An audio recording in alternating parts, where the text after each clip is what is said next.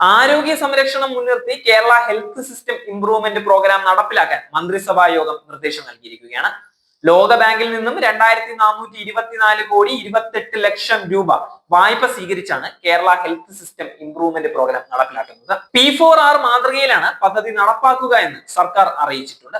ഉയർന്ന ജീവിത നിലവാരം, ആയുർദൈർഘ്യം എന്നിവ ഉറപ്പുവരുത്തുന്നതിന് തടയാവുന്ന രോഗങ്ങൾ, അപകടങ്ങൾ, അകാല മരണം എന്നിവയിൽ നിന്നും മുക്തമായ ജീവിതം കെട്ടിപ്പടുക്കുന്നതിന് കേരളത്തിലെ ജനതയെ സഹായിക്കുക എന്നതാണ് പദ്ധതിയുടെ മുഖ്യ ലക്ഷ്യം.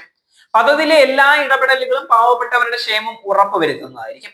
കേരളത്തിലെ മാറിവരുന്ന ജനസംഖ്യാ ശാസ്ത്രപരവും പകർച്ചവ്യാധിപരവുമായ അവസ്ഥകളെ അഭിസംബോധന ചെയ്തുകൊണ്ട് മൂല്യാധിഷ്ഠിത ആരോഗ്യ സംരക്ഷണം നൽകുന്നതിന് പ്രതിരോധ ശേഷിയുള്ള ആരോഗ്യ സംവിധാനങ്ങൾ രൂപപ്പെടുത്താനുമാണ് പദ്ധതി വഴി ലക്ഷ്യമിടുന്നത്.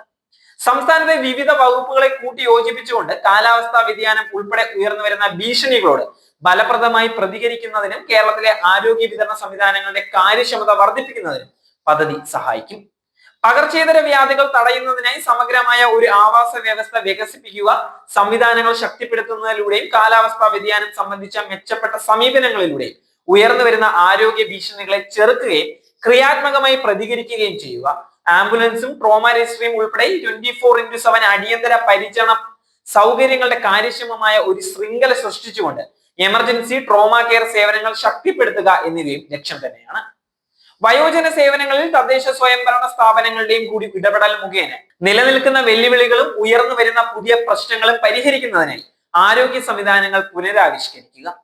മനുഷ്യ വിഭവശേഷി ശക്തിപ്പെടുത്തുക, വിഭവശേഷി വർദ്ധിപ്പിക്കുക, ഡിജിറ്റൽ ഹെൽത്ത് ആപ്ലിക്കേഷനുകൾ സാർവത്രികമാക്കുകയും ആരോഗ്യത്തിനായി പൊതുധന സഹായം വർദ്ധിപ്പിക്കുകയും ചെയ്യുക തുടങ്ങിയവയാണ് പദ്ധതിയിലൂടെ നടപ്പാക്കാൻ ഉദ്ദേശിക്കുന്നത്.